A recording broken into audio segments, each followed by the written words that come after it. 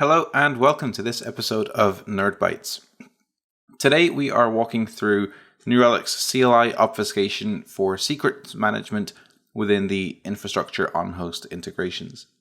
I've got a Windows host up and running here that you can see on screen. We've got a SQL server running in the background as well. We're going to integrate that and essentially obfuscate our credentials for connecting to that host.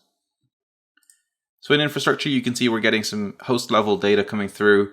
We're not currently getting anything from the SQL integration here. We're not connected to that SQL server.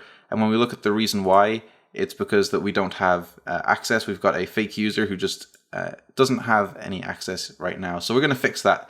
We're going to fix that by using the real credentials, but by obfuscating those as well. So you have some options when you're creating these integrations and connecting to them. The first is you could just insert your credentials as plain text, as we've got here. So Nerd Bytes and Nerd Bytes for username and password.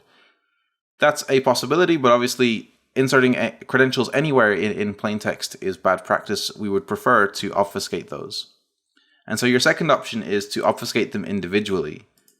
And to do that, you can use, as we were seeing before, the New Relic CLI, which provides this command to basically use a key and a value to generate a secret that can be used in combination with that key to deobfuscate that data.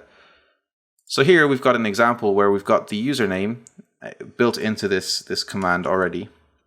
And when you run that, you'll see it returns a secret. This is the obfuscated secret here. So you'll copy that and you'll paste it into the credential here. So you've got your key, which is what you've used in the terminal command up here, and the secret, which is the result of that command. We've named this username, and so when you actually need to use that credential, you just reference it like so down here. So that's another option, but as you can see here, we've got two credentials, the username and password here. If you have a significant amount more, maybe you want to obfuscate your host name or even more of the pieces of information that you'll be putting into your configuration file here, then that becomes a little bit harder to manage. You have several variables here and you need to reference each of them individually. Another option is to obfuscate a JSON block that has individual attributes that you need to obfuscate. And so if we take this, for example, where we've got this JSON block here for the password and the user, then we can obfuscate that just the same with the terminal command here, where we just input the JSON block as our value to obfuscate. Now here on Windows, we've got to escape the double quotes here. You may not necessarily need to do that on other operating systems, but on Windows you do. When you run this over here, you'll see that you get just the same result. You get just a different secret key as the result out here. And so in your SQL configuration file, you just need one variable that includes that secret. And then when you need to use that, you can just reference it using dot notation since it's a JSON block. So we can, if I can grab the example here so I don't get my syntax wrong, essentially all you do here is reference that variable. We've called this creds. And so in here, I'll just need to do creds.user. And then I'll do the same with creds.pass. Since that is the attribute names in my JSON block here.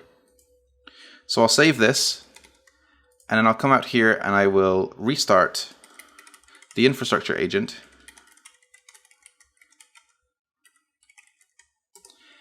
And within a few minutes, we should start to see some data reporting into this New Relic account. So come back in just a few moments and we will see that data reporting in. Okay, we are back. We have this service restarted. When we look in New Relic, you can see data is starting to report.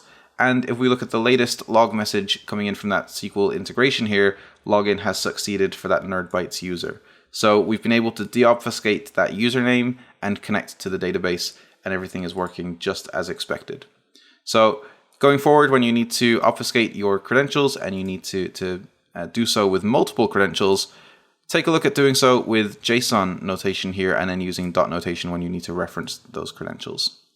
Another best practice when you're doing this is to take your key and your secret and pop those into environment variables and then just reference the environment variable here such that you're obfuscating it even further, you're hiding it from view even further.